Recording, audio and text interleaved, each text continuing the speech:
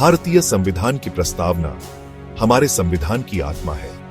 यह संविधान निर्माताओं के सपनों और आकांक्षाओं का प्रतिबिंब है।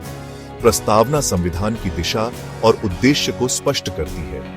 यह हमें बताती है कि हम किस प्रकार का भारत बनाना चाहते हैं। यह एक स्वतंत्र, समाजवादी, धर्मनिरपेक्ष, लोकतांत्रिक गणराज्य की स्थापना का संकल्प लेती है, जहां सभी नागरिकों को न्याय, स्वतंत्रता, समानता और बंधुत्व प्राप्त हो। प्रस्तावना संविधान का सारांश प्रस्तुत करती है। यह संविधान की व्याख्या के लिए एक महत्वपूर्ण दस्तावेज है। सर्वोच्च न्यायालय ने कई मामलों में प्रस्तावना का इस्तेमाल संविधान के मूल ढांचे की व्याख्या करने के लिए किया है। प्रस्तावना नागरिकों और सरकार दोनों के लिए एक मार्गदर्शक सिद्धांत है। यह सरकार को याद दिलाती है कि उसे किन उद्देश्यों के लिए काम करना है। साथ ही यह नागरिकों को उनके अधिकारों और कर्तव्यों के प्रति जागरूक करती है। प्रस्तावना भारतीय संविधान की महानता का प्रतीक है। यह भारत के लोगों की सामूहिक बुद्धिमत्ता और दूरदर्शिता का प्रमाण है। भारतीय संविधान की प्रस्तावना इस प्रकार है तथा उसके समस्त नागरिकों को प्रस्तावना के प्रमुख तत्व हैं। प्रभुत्व संपन्न भारत एक स्वतंत्र राष्ट्र है जो आंतरिक और बाह्य मामलों में अपना निर्णय लेने के लिए स्वतंत्र है। समाजवादी समाज में आर्थिक असमानता को दूर करना और सामाजिक न्याय स्थापित करना। पंथनिरपेक्ष राज्य का कोई धर्म नहीं होगा और सभी धर्मों को समान सम्मान दिया जाएगा। लोकतंत्रात्मक गणराज्य भारत में शासन जनता की इच्छा के अनुसार होगा और शासन प्रमुख जनता द्वारा चुना जाएगा। न्याय सामाजिक, आर्थिक और राजनैतिक न्याय सुनिश्चित करना। स्वतंत्रता विचार, अभिव्यक्ति, विश्वास, धर्म और उपासना की स्वतंत्रता प्रदान करना। समानता, प्रतिष्ठा और अवसर की समानता सुनिश्चित करना। बंधुत्व, सभी नागरिकों में भाईचारे की भावना को बढ़ावा देना। प्रस्तावना के प्रत्येक शब्द का गहरा अर्थ है और यह भारतीय समाज के लिए एक दृष्टिकोण प्रस्तुत करता है।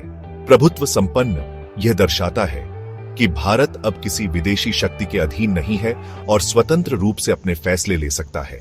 समाजवादी यह समाज में आर्थिक असमानता को दूर करने और सभी नागरिकों के लिए समान अवसर प्रदान करने का लक्ष्य निर्धारित करता है। पंथनिरपेक्ष यह सुनिश्चित करता है कि भारत में सभी धर्मों को समान सम्मान मिलेगा और किसी भी धर्म के साथ भेदभाव नहीं किया जाएगा। लोकतंत्रात्मक गणराज्य यह भारत को एक ऐसा देश बनाता है जहां जनता अपने प्रतिनिधियों का चुनाव करती है और शासन जनता की इच्छा के अनुसार चलता है। न्याय यह सभी नागरिकों को सामाजिक, आर्थिक और राजनैतिक न्याय प्रदान करने का वचन देता है ताकि समाज के सभी वर्गों को उनके अधिकार मिल सके। स्वतंत्रता यह नागरिकों को विचार और अभिव्यक्ति की आजादी देता है ताकि वे बिना किसी भय के अपनी बात रख सकें। समानता यह सभी नागरिकों को कानून की नजर में समान मानता है और किसी भी प्रकार के भेदभाव को रोकता है। बंधुत्व यह सभी भारतीयों के बीच भाईचारे की भावना को बढ़ावा देता है और एक एकीकृत राष्ट्र के निर्माण का आह्वान करता है। हालांकि प्रस्तावना सीधे मौलिक अधिकारों का उल्लेख नहीं करती है, यह उन सिद्धांतों की नींव रखती है जिन पर भारतीय संविधान के भाग 3 में मौलिक अधिकारों का उल्लेख है।